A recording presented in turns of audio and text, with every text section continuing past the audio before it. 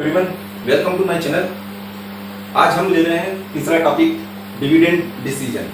जैसा कि हम जानते हैं कि किसी भी कंपनी के अंदर फाइनेंशियल मैनेजर को 3 टाइप्स के डिसीजन लेना पड़ते हैं, जो कि फाइनेंशियल फंक्शन के अंदर भी आते हैं। तो 3 डिसीजन कौन कौन से देख चुके हैं हम अभी तक। पहला देखा था हमने इन्वेस्टमेंट डिसीजन, जिसको हमने कैपिटल बजटिंग के नाम से जाना था। दूसरा हमने देखा था फाइनेंसिंग डिसीजन, है ना। उसके बाद अब हम तीसरा देख रहे हैं यहाँ पर डिविडेंड डिसीजन।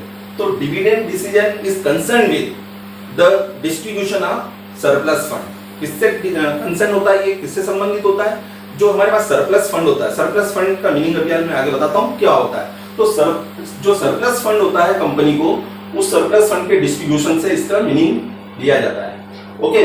और जो प्रॉफिट ऑफ द फर्म जो होता है, profit of the company is distributed among the various parties such as creditors, इसके बाद हम देख सकते हैं, इसके बाद employees and debenture holders etcetera.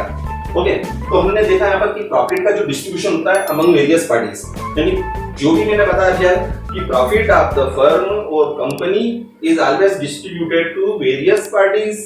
Okay. कौन कौन सी होती है इसके अंतर्गत? वेरियस पार्टीज के अंदर मैंने बताया जैसे कि यहाँ पर शेयर होल्डर भी हो सकते हैं, डिवेंचर होल्डर्स भी हो सकते हैं, इसके अलावा एम्प्लॉइज भी होते हैं, और creditors of the company. Creditor का मतलब ऐसा वो क्रेडिटर नहीं होगा कि जिससे हमने माल उधार खरीदा है। क्रेडिटर का मतलब हमने किसी व्यक्ति से लोन लिया है, तो वो भी इसी के अंतर्गत आते हैं। ओके। फिर fixed liability of the company ले रहा हूं यहाँ, फिक्स्ड लायबिलिटी। तो जैसे अब क्रेडिटर से हमने लोन लिया है, तो जैसे क्रेडिटर मतलब हो सकता है वो डिवेंचर होल्डर हो या फिर और कोई व्यक्ति हो, फाइनेंसिंग कंपनी हो जिससे हमने लोन लिया, तो याद रखना उसके कि payment of interest to creditors और debenture holders is the fixed liability of the company. ये फिक्स्ड लायबिलिटी होती है किसी भी कंपनी की। इसके बाद देखेंगे कि जो सरप्लस प्रॉफिट होता है हमारा, सरप्लस प्रॉफिट, और सरप्लस प्रॉफिट का मीनिंग क्या होता है तो मैं समझा देता हूं कि जैसे कंपनी प्रॉफिट का कैलकुलेशन करती है, जैसे P&L बना के, तो जो नेट प्रॉफिट आता है वो डिस्ट्रीब्यूट नहीं करेंगे शेयर होल्डर को। इसके पहले हमारे जितने भी आउटसाइडर, जैसे तो पहले तो ऑपरेटिंग एक्सपेंसेस हम माइनस करा देते हैं, उसके बाद ऑपरेटिंग एक्सपेंसेस माइनस करने के बाद जो नेट प्रॉफिट आया हमारा, वो नेट प्रॉफिट में से हम सबसे पहले क्या करते हैं इसके अंदर तक डिवेंचर होल्डर्स को उस प्रॉफिट का जो नेट प्रॉफिट आता है उसका एप्रोप्रिएशन करते हैं, मतलब डिवेंचर होल्डर को इंटरेस्ट दिया जाता है। तो यहाँ पर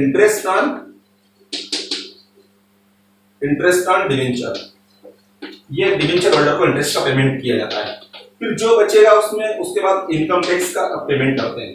सरकार को जो टैक्स दिया जाता है वो निकाला जाएगा नेट प्रॉफिट में से।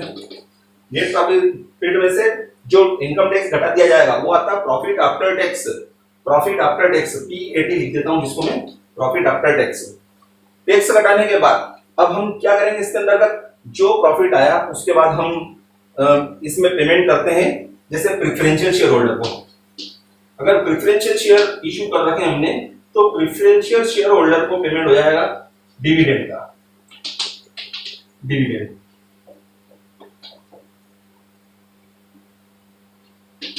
अब ये डिविडेंड का पेमेंट कर दिया हमने प्रेफरेंशियल होल्डर को। अब ये जो प्रॉफिट बचता है ये कहलाता है सरप्लस फंड, जिसको बोलते हैं हम सरप्लस फंड। याद रखना हमेशा, ये सीक्वेंस होता है हमेशा। इनकम टैक्स को पहले माइनस नहीं कर देंगे, क्योंकि इनकम टैक्स में क्या होता है, इंटरेस्ट ऑन डिवेंचर अलाउ होता है, तो इस इंटरेस्ट ऑन डिवेंचर को माइनस करने के बाद ही टैक्स निकाला जाएगा। उसके बाद टैक्स दे देंगे, उसके बाद ही फिर क्या कर सकते हैं हम, उस प्रॉफिट का एप्रोप्रिएशन किसको कर सकते हैं हम, प्रेफरेंशियल शेयर होल्डर को भी बांट सकते हैं। प्रेफरेंशियल शेयर होल्डर को डिविडेंड दे दिया, उसके बाद जो सरप्लस प्रॉफिट बचता है ये profit available for equity share holder कहलाता है। पर ये सारा का सारा प्रॉफिट भी इक्विटी शेयर होल्डर को नहीं दिया जाता इस प्रॉफिट का। तो इस डिविडेंड डिसीजन के अंतर्गत ये लेंगे कि जो सरप्लस फंड है, जो अभी मैंने बताया कि जो सरप्लस फंड होता है, डिस्ट्रीब्यूशन ऑफ सरप्लस फंड, तो ये जो सरप्लस फंड है इसका डिस्ट्रीब्यूशन कैसे करें, तो ये मेन डिसीजन लिया जाता है इसके अंतर्गत हमारे फाइनेंस मैनेजर के द्वारा हमारी कंपनी के। और तो क्या करेगा उसके अंतर्गत, अब हर एक कंपनी की पॉलिसी होती है कि जो सरप्लस फंड बचा है सारा का सारा हम इक्विटी शेयर होल्डर को नहीं बांटते, इसके 2 टुकड़ा करते हैं, 2 पार्ट्स होते हैं। पहला पार्ट जाता है कि कंपनी की पॉलिसी के अंतर्गत कितना हमको रिटेन अर्निंग के रूप में रखना है, और रिटेन अर्निंग के रूप में रख लेंगे इसका, जैसे सरप्लस फंड का हमने 20% सपोज करो, सरप्लस फंड का 20% हमने रिटेन अर्निंग के रूप में रख लिया। ये कंपनी की पॉलिसी के अनुसार होता है, कई कंपनियों की पॉलिसी होती है 20% रखना, कहीं 10%, कहीं 15%। जो जैसे भी कंडीशन हो, इस द केस में भी 20%, और यहाँ पर आ जाएगा 80% जो बचेगा रिमेनिंग प्रॉफिट, यानी सरप्लस फंड में से 20% रिटेन अर्निंग में रखेंगे और उसके बाद जो रिमेनिंग प्रॉफिट बचेगा वो 80% वो इक्विटी शेयर होल्डर को डिविडेंड के रूप में बांटा जाता है। तो ये सरप्लस फंड का आया, हमने ये देखा इसके अंदर का। तो ये डिसीजन लेना किसका काम होता है, क्योंकि इसका बहुत इम्पैक्ट पड़ता है कंपनी की रेपुटेशन पे, है ना। तो अभी आप देखते हैं इसके अंदर का मैं फैक्टर्स बताऊंगा, जब उसके अंदर बताऊंगा कि किस तरह से उसका इम्पैक्ट पड़ेगा। तो अभी हम देखते हैं, चलो ये तो हो गया हमारा कि जो सरप्लस प्रॉफिट इज आइदर, अब जो सरप्लस प्रॉफिट जैसा कि मैंने अभी बताया कि surplus profit is either distributed to shareholders, है ना। डिस्ट्रीब्यूटेड किसको किया जाता है, शेयर होल्डर्स को, in the form of dividend and और some parts is kept aside in the form of retain earning, और इसका कुछ भाग यानी सरप्लस जो प्रॉफिट है उसका कुछ भाग रिटेन अर्निंग के रूप में रखा जाता है कंपनी के अंदर ही, ताकि फ्यूचर में कोई कंटिंजेंसीज हो, कोई कैजुअलिटीज हो जाए, कोई सपोज करो लॉस हो जाए, तो उससे हम उसको फेस कर सकें। तो ये हमने देखे 4 पॉइंट्स। अब ये सरप्लस प्रॉफिट के बाद हम ये देखेंगे, तो इस डिसीजन के अंतर्गत यानी डिविडेंड डिसीजन के अंतर्गत जो भी फाइनेंस मैनेजर होता है वो ये डिसाइड करता है, वही डिसाइड करेगा कि कितना भाग डिविडेंड के रूप में शेयर होल्डर को दिया जाए और कितना भाग रिटेन अर्निंग के रूप में कंपनी में रखा जाए। अब उसके बाद हम देखते हैं कि टू टेक दिस डिसीजन, जब इस डिसीजन को लिया था डिविडेंड डिसीजन को कि डिविडेंड बांटना इक्विटी शेयर होल्डर को, जब मैं डिविडेंड बांटने की बात करूंगा तो ये इक्विटी शेयर होल्डर के निकालेंगे, क्योंकि कारण क्या है, प्रेफरेंशियल शेयर होल्डर की तो रेट फिक्स होती है, तो उसको उस फिक्स रेट के अनुसार कंपनी को चाहे प्रॉफिट हो चाहे लॉस हो, हर हालत में वो डिविडेंड देना ही पड़ता है। पर इक्विटी शेयर होल्डर के केस में ऐसा नहीं है, प्रॉफिट होता है तो डिविडेंड दिया जाता है, नहीं होता प्रॉफिट तो उनको डिविडेंड भी नहीं देते। तो इस डिवीजन मतलब इस डिसीजन के अंतर्गत, तो टू टेक दिस डिसीजन, जो फाइनेंस मैनेजर होता है, ध्यान रखना, कीप्स इन माइंड द जितने भी ग्रोथ प्लान होते हैं कंपनी के ग्रोथ प्लान को ध्यान में रखेगा, उसके इन्वेस्टमेंट अपॉर्चुनिटीज को ध्यान में रखेगा, उसके आधार पर इस जो सरप्लस प्रॉफिट आया हमारा या सरप्लस फंड आया है इसका डिसीजन लेता है कि उसका उस सरप्लस फंड का क्या किया जाए। किसको ध्यान में रखेगा, याद रखना, एक तो ग्रोथ प्लान को और दूसरा इन्वेस्टमेंट अपॉर्चुनिटीज। अगर सपोज करो कंपनी का ग्रोथ प्लान है, यानी कंपनी कुछ एक्सटेंशन करना चाहती है अपने बिजनेस का, या कोई नई असेट्स खरीदने का सोच रही है, इन्वेस्टमेंट अपॉर्चुनिटीज मतलब इन्वेस्टमेंट करने का सोच रही है, कैपिटल बजटिंग जिसको हमने पढ़ा था। तो इस जब ऐसी अपॉर्चुनिटीज होती है, ग्रोथ प्लान होते हैं, तो ऐसी कंडीशन में ये जो सरप्लस फंड होता है इसका अधिकांश भाग रिटेन अर्निंग के रूप में रखा जाता है। ध्यान देना, इसका अधिकांश भाग मतलब 30-40%, तो 30% या 40%, चलो 40% हमने रख लिया रिटेन अर्निंग के रूप में। रिटेन अर्निंग के रूप में ज्यादा कब रखती है, जब कंपनी का ग्रोथ प्लान हो या इन्वेस्टमेंट अपॉर्चुनिटीज हो, उस कंडीशन में रिटेन अर्निंग में पैसा ज्यादा रखा जाता है और डिविडेंड के रूप में इक्विटी शेयर होल्डर को कम डिविडेंड दिया जाता है।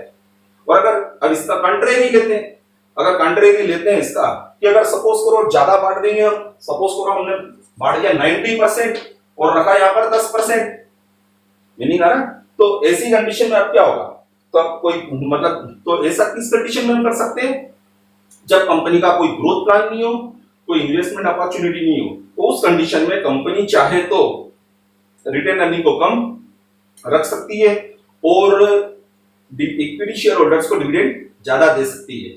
इससे क्या होता है कि जो इक्विटी शेयर होल्डर होते हैं वो बड़ा कंपनी से सेटिस्फाई होते हैं। ये तो इन चीजों को ध्यान में रखते हुए जो डिसीजन लिए जाते हैं वो डिविडेंड डिसीजन के अंतर्गत आते हैं। तो डिविडेंड डिसीजन को रेसिडुअल डिसीजन भी कहा जाता है। रेसिडुअल मतलब क्या होता है, जो मतलब सारी जितने भी हमारे एक्सटर्नल लायबिलिटीज है, preferential share holder, income tax, सरकार के जितने भी टैक्सेस है सब माइनस कर दिया, डिवेंचर होल्डर को भी हमने सेटिस्फाई कर दिया, सारे आउटसाइडर को निपटा दिया। जो प्रॉफिट अवेलेबल होगा तो कंपनी के एक्चुअल ओनर को जो मिलता है सरप्लस फंड, बस इसी के बारे में डिसीजन लेना ही क्या होता है, ये डिविडेंड डिसीजन होता है। और ये हर एक कंपनी में जो उसका फाइनेंस मैनेजर होता है उसको ये डिसीजन बहुत सोच समझ के लेना पड़ता है। तो अब जितने भी वो डिसीजन लेगा तो उसके पहले कुछ न कुछ उसको एनालाइज करना पड़ता है। कई ऐसे फैक्टर होते हैं जो डिविडेंड डिसीजन को एनालाइज करना बहुत जरूरी होता है। तो ध्यान रखना, डिविडेंड डिसीजन लेते समय क्या क्या यहाँ पर ध्यान रखना पड़ेगा, कौन कौन से फैक्टर आएंगे उसके बारे में हम स्टडी करेंगे। यानी फैक्टर्स अफेक्टिंग डिविडेंड डिसीजन, यानी डिविडेंड डिसीजन को प्रभावित करने वाले या अफेक्ट करने वाले कौन कौन से फैक्टर है। तो सबसे पहला फैक्टर आता है financial requirement of the company. सबसे पहले हम कौन सा देखेंगे यहाँ पर, जो फाइनेंशियल रिक्वायरमेंट कितनी है कंपनी की, है ना। जैसे कहीं इन्वेस्टमेंट ग्रोथ प्लान है, सपोज करो कंपनी का नंबर ऑफ ग्रोथ प्लान है और कंपनी चाहती है कि हम क्या करें, इसके अंदर का इन्वेस्टमेंट करें, यानी कि यहाँ पर ग्रोथ प्लान भी ले सकते हैं या इन्वेस्टमेंट अपॉर्चुनिटीज भी ले सकते हैं। तो जब इन्वेस्टमेंट अपॉर्चुनिटीज होती है तो उस समय कंपनी के पास दो ऑप्शन होते हैं। कौन से दो ऑप्शन होंगे, ध्यान रखना, टू ऑप्शंस होते हैं, टू ऑप्शंस।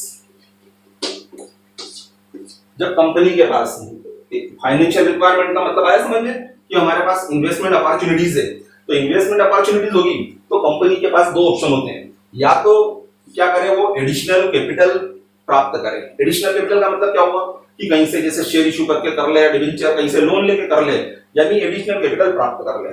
यानी अभी मतलब जो प्रॉफिट आया वो तो बांट दो जैसा नॉर्मली बांट रहे हैं, और अगर और ज्यादा पैसे की आवश्यकता हो तो प्रॉफिट को रिटेन अर्निंग के रूप में नहीं रखते हुए, रिटेन अर्निंग का री इन्वेस्टमेंट नहीं करते हुए हम क्या करते हैं, कैपिटल मार्केट से लेते हैं। ये ऐसा सोच रहा है कौन, यहाँ पर फाइनेंशियल मैनेजर। तो पहला ऑप्शन तो है कि एडिशनल, एडब्ल्यूएल लिख दिया मैंने, एडिशनल कैपिटल प्राप्त करें, मार्केट से एक्वायर करें। दूसरा होता है कि या तो अब एडिशनल कैपिटल इशू करेंगे तो इसमें हमारे को कई प्रकार के खर्चे भी आएंगे, है ना। मार्केट जैसे अपन शेयर बेचते हैं तो उसका खर्चे आते हैं उसके, जैसे शेयर इशू करेंगे तो उसका प्रॉस्पेक्टस का खर्चा आएगा इसके अंदर का, और कहीं लीगल रिक्वायरमेंट होती है, कहीं वो पूरी करना पड़ती है ना। तो ये एडिशनल कैपिटल, या तो इसके द्वारा पैसा प्राप्त करें, और दूसरा होता है कि जो हमारी अर्निंग्स हुई है कंपनी की, रिटेन अर्निंग, या रिटेन अर्निंग के रूप में जो पैसा है उसका री इन्वेस्ट कर दे, जो हमारा इन्वेस्टमेंट अपॉर्चुनिटीज उसके अंदर। तो कंपनी दो प्रकार से यहाँ पर क्या कर सकती है, अपनी जो फाइनेंशियल रिक्वायरमेंट है उसको पूरा कर सकती है, या तो एडिशनल कैपिटल के रूप में या रिटेन अर्निंग का री इन्वेस्ट करके। और ये थोड़ा कॉस्टली पड़ता है, ये कॉस्टली पड़ेगा, ध्यान रखना है।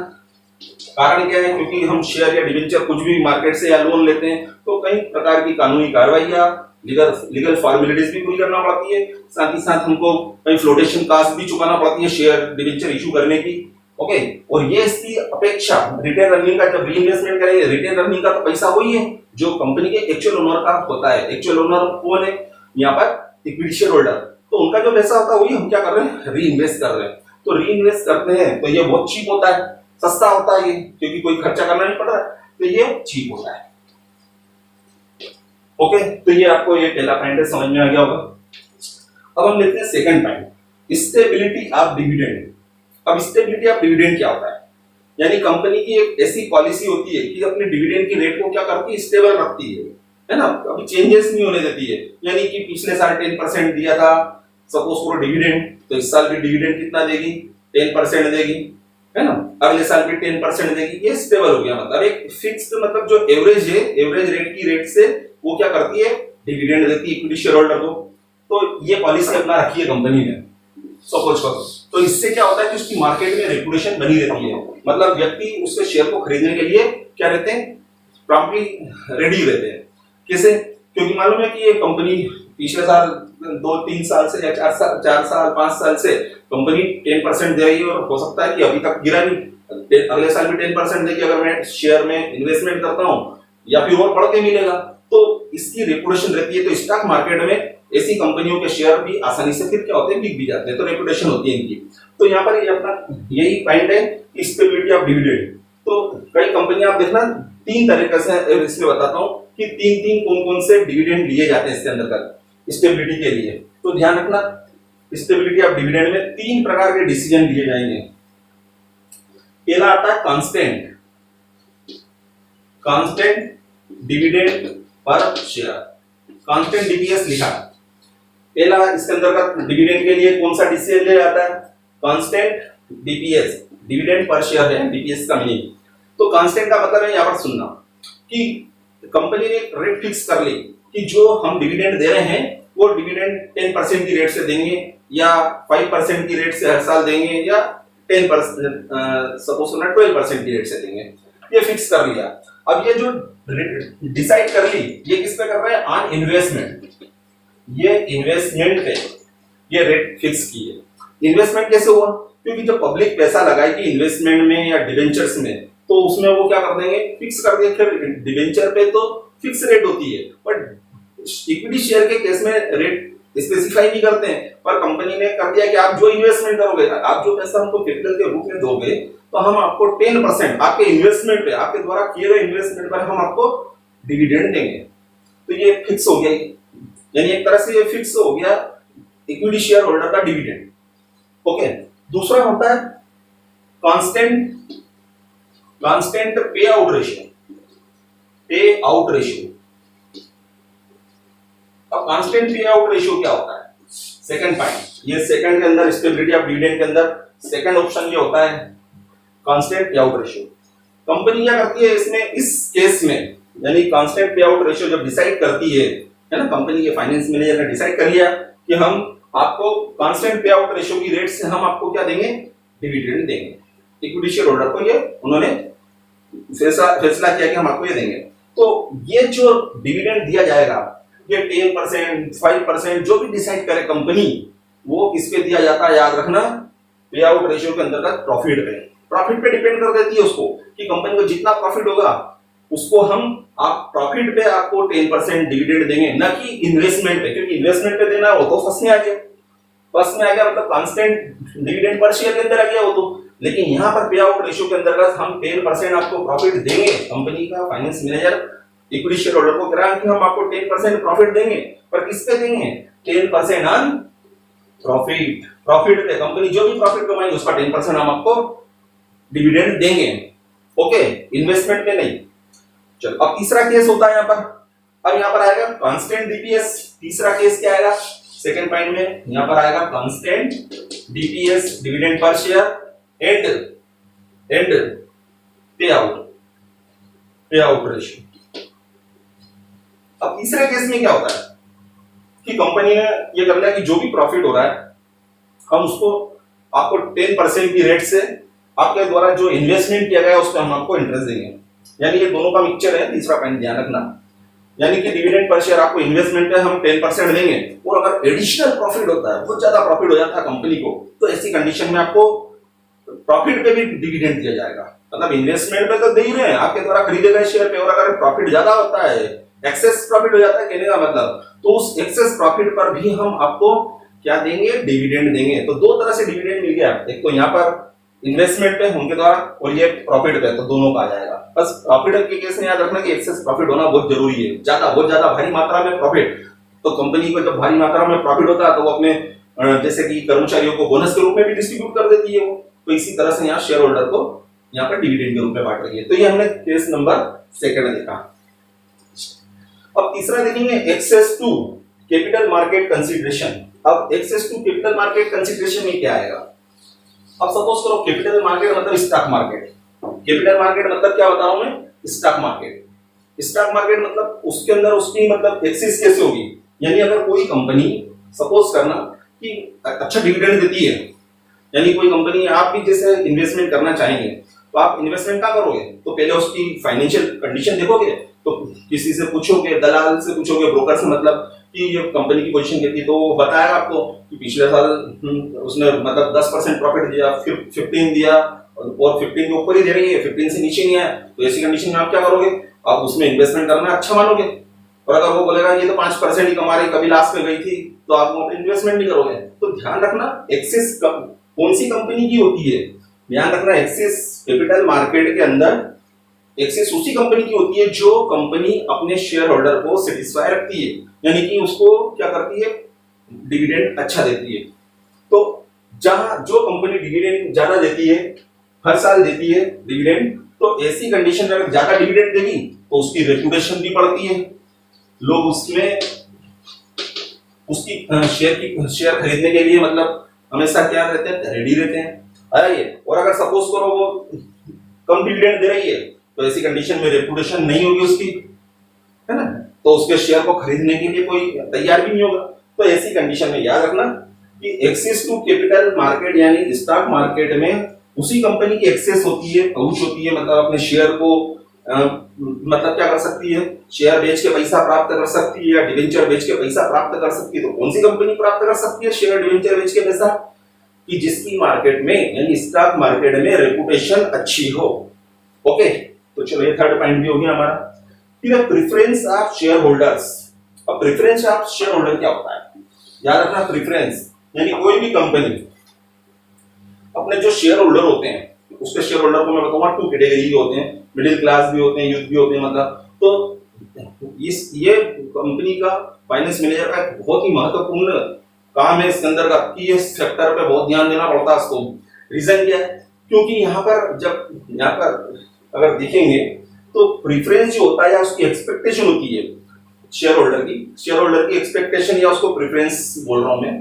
तो जो शेयर होल्डर की एक्सपेक्टेशन होती है उसको इग्नोर नहीं किया जा सकता है, क्योंकि अगर उसकी एक्सपेक्टेशन यानी कि कोई शेयर होल्डर ने पैसा लगाया कंपनी में, ये सोच के लगाया कि अरे मेरे को डिविडेंड अच्छा मिला इस कंपनी में, और अगर सपोज करो हम डिविडेंड उसको कम रेट से दे रहे हैं या बहुत कम दे रहे हैं या दे ही नहीं रहे, तो ऐसी कंडीशन में वो क्या करेगा? शेयर हमारे बेचेगा, डिससेटिस्फाई हो जाएगा। हो गया? तो ऐसी कंडीशन में ध्यान रखना कि शेयर होल्डर या 2 प्रकार के होते हैं। एक तो चाहते हैं कि हम क्या करें, हमारे द्वारा जो पैसा आपकी कंपनी में शेयर में लगाया गया तो उसको हमको एक तो रेगुलर और स्टेबल डिविडेंड मिलता है। ऐसा कौन सा सोचते हैं? जो रिटायर्ड शेयर होल्डर होते हैं। 2 प्रकार के शेयर होल्डर ले रहा हूं इसमें 4th नंबर पॉइंट के अंदर। एक तो मैंने लिया है retired share holder, retired share holders, और दूसरा ले रहा हूं, दूसरा है यूथ जो शेयर होल्डर्स है। रिटायर्ड शेयर होल्डर क्या चाहते हैं कि हमने कंपनी के अगर अंदर इन्वेस्टमेंट किया है तो हमारी एक्सपेक्टेशन है कि हमको आप एक रेगुलर और स्टेबल रेट से हमको आप डिविडेंड दो आया, क्योंकि उनकी जो आगे अर्निंग होगी केवल डिविडेंड और इसी के रूप में तो होगी, क्योंकि सर्विस करने के बाद जब व्यक्ति रिटायर हो जाता है तो पैसा इन्वेस्ट करता है शेयरों में, तो वो उसकी इनकम का सोर्स तो वही होता है ना। तो ये चाहते हैं कि हमको स्टेबल और रेगुलर डिविडेंड मिलता रहे। और जबकि यूथ क्या होता है कि यूथ चाहता है क्या हमको डिविडेंड भले ही कम दो, बाकी हमारी शेयर की वैल्यू मार्केट में बढ़े, ताकि हमको कैपिटल गेन हो। हम मतलब वो क्या करता है, री इन्वेस्टमेंट करने के हिसाब से वो यहाँ पर इन्वेस्टमेंट करता है, तो उसकी एक्सपेक्टेशन होती है वो कैपिटल गेन चाहता है। तो यहाँ पर दोनों को ध्यान में रखना पड़ता है। यहाँ पर किसको? फाइनेंस मैनेजर को। तो फाइनेंशियल मैनेजर जो होता है वो इसकी एक्सपेक्टेशन, शेयर होल्डर की एक्सपेक्टेशन को इसीलिए इग्नोर नहीं कर सकता कि अगर इग्नोर कर दिया, अगर सपोज करो हमारी कंपनी के अंदर रिटायर्ड शेयर होल्डर बहुत ज्यादा है, तो ज्यादा है, वो चाहते हैं स्टेबल रेट से मिले, और अगर सपोज करो हम रिटेन अर्निंग में ज्यादा रख देंगे, रिटेन अर्निंग का में पैसा ज्यादा रख दिया सरप्लस फंड का, और कम डिविडेंड बांटा, तो ऐसी कंडीशन में वो डिससेटिस्फाइड हो जाएंगे। आया ये? तो ये इन चीजों को बहुत ध्यान देना पड़ता है जब जाके वो डिसीजन लेता है। अब नेक्स्ट पॉइंट लेते हैं हम इसके अंदर का अर्निंग्स। अब अर्निंग्स जो होती है कंपनी की, तो कंपनी के अर्निंग में क्या होता है कि जो dividend are paid out of current year profit और प्रीवियस ईयर प्रॉफिट, यानी जो डिविडेंड दिए जाते हैं कंपनी के द्वारा, कंपनी अपने डिविडेंड को ध्यान रखना या तो करंट ईयर के प्रॉफिट में से बांटेगी या पिछले पास्ट ईयर्स के जो प्रॉफिट थे उसी में से बांट सकती है।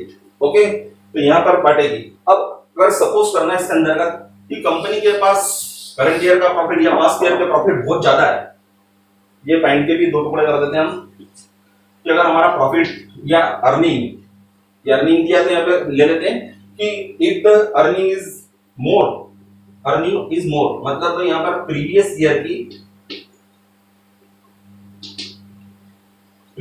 की अर्निंग और करंट ईयर की अर्निंग अगर ज्यादा है, ये करंट ईयर ले लेते हैं यहाँ, बहुत ज्यादा है, प्लस ले लिया हमने ज्यादा, तो इस कंडीशन में हम डिविडेंड को ज्यादा बांट सकते हैं।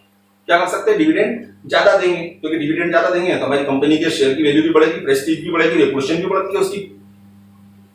यानी हाई हो, अगर अर्निंग हाई हो यानी ज्यादा हो, तो हमको क्या करना चाहिए? मोर, यानी कि मोर अर्निंग मोर डिविडेंड, ज्यादा डिविडेंड देना चाहिए। और अगर लेस अर्निंग हो, अगर कंपनी की प्रीवियस ईयर की अर्निंग नहीं और करंट ईयर में भी अर्निंग कम हुई हो, अगर लेस अर्निंग हो तो low dividend is paid by the company from the current year profit. यानी करंट ईयर के प्रॉफिट में से अगर कंपनी की अर्निंग कम हो, ज्यादा अर्निंग है तो ज्यादा डिविडेंड दिया, कम अर्निंग है तो कम, यानी कि पॉजिटिव रिलेशनशिप है। ओके, अब आगे देखते हैं हम नेक्स्ट पॉइंट। अब स्टेबिलिटी ऑफ अर्निंग। अब स्टेबिलिटी ऑफ अर्निंग का मतलब क्या होता है, यानी कंपनी की जो अर्निंग है वो क्या है, मतलब कम ज्यादा नहीं हो रही, मतलब किसी प्रकार का फ्लक्चुएशन नहीं है।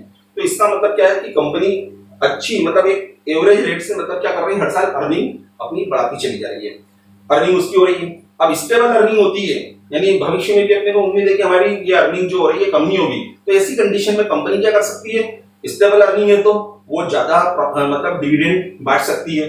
यानी अर्निंग स्टेबल होती है, स्टेबल हो यानी फिक्स हो, सपोज करो स्टेबल हो तो ज्यादा डिविडेंड दे सकती है। डिविडेंड क्या दे सकती है, ज्यादा दे सकती है, या एक एवरेज रेट से दे सकती है। और अगर स्टेबल नहीं है, नॉट स्टेबल है, चलो ये स्टेबल नॉट कर देते हैं, स्टेबल नहीं है, तो ऐसी कंडीशन में वो डिविडेंड भी क्या करेगी, कम देगी, कम डिविडेंड देगी, लो डिविडेंड पे करेगी। ये अर्निंग के ऊपर डिपेंड है। मतलब ये स्टेबिलिटी ऑफ अर्निंग में आपको समझ में आ गया होगा कि अगर कंपनी की अर्निंग जो है वो स्टेबल है, मतलब किसी प्रकार का फ्लक्चुएशन नहीं है, तो ऐसी कंडीशन में अगर अर्निंग हमारी अच्छी है तो हम ज्यादा डिविडेंड दे सकते हैं। और अगर स्टेबल नहीं है अर्निंग, यानी कम हो रही है ना, धीरे धीरे कम होती जा रही, तो ऐसी कंडीशन में हमको ये डिविडेंड जो पेमेंट करते हैं ये भी कम देना चाहिए। चलो अब आगे देखेंगे टैक्सेशन पॉलिसी। टैक्सेशन पॉलिसी का भी बहुत इंपैक्ट पड़ता है डिविडेंड डिसीजन पर। कैसे, अब देखो ये देखेंगे हम, ये डिविडेंड डिसीजन ले रहे हैं, तो डिविडेंड डिसीजन में आप एक बात जरूर ध्यान रखना कि जो डिविडेंड डिसीजन लिए जाएंगे फाइनेंस मैनेजर के द्वारा, तो उसमें टैक्सेशन पॉलिसी का क्या होता है। सपोज करना कि हमारी यहाँ पर हमारे इंडिया के अंदर अगर कोई व्यक्ति, जैसे हम सपोज करना इन्वेस्टमेंट कर रहे हैं, शेयर के अंदर इन्वेस्टमेंट कर दिया है ना, तो डिविडेंड जो मिलेगा हमको इंडियन कंपनी से वो टैक्स फ्री होता है, हमको टैक्स नहीं देना पड़ता है, हमको टैक्स नहीं देना पड़ेगा, किसी इंडिविजुअल को टैक्स नहीं देना पड़ता। लेकिन इसका उल्टा जो कंपनी को देना पड़ता है इनकम टैक्स, यानी हम जो डिविडेंड कमा रहे हैं हमको नहीं देना पड़ेगा है ना प्रॉफिट में से, बल्कि कंपनी को पेमेंट करना पड़ेगा गवर्नमेंट को टैक्स, किस पर, डिविडेंड पर। हो गया। तो अब ये देखो कि अगर हमारी गवर्नमेंट ने टैक्सेशन ज्यादा बढ़ा दिया हो, डिविडेंड पे टैक्स की रेट बढ़ा दी कंपनी पे, तो जैसे वो टैक्स की रेट बढ़ाएगी तो प्रॉफिट क्या आएगा, वो तो प्रॉफिट में से चुकाएगा, वो उसकी जेब से थोड़ी देगा कंपनी वाला, वो प्रॉफिट में से चुकाएगा। अब प्रॉफिट कम हो जाएगा, यानी कि टैक्सेशन की रेट अगर ज्यादा हो जाती है तो फिर क्या होता है, कम डिविडेंड दिया जाता है। वो टैक्स की रेट अगर सरकार कम कर देती है या बढ़ाती नहीं है तो हम वो ज्यादा डिविडेंड दिया जा सकता है। तो ये टैक्सेशन पॉलिसी का भी इंपैक्ट पड़ता है। इसके बाद देखते हैं केस फ्लो पोजीशन।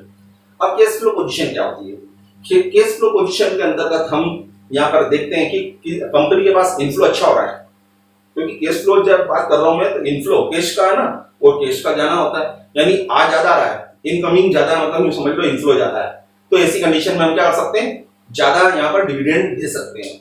अरे डिविडेंड डिसीजन में क्या असर पड़ रहा है इसका, कैश फ्लो का, कि अगर इनफ्लो ज्यादा है, यहाँ पे लिख देते हैं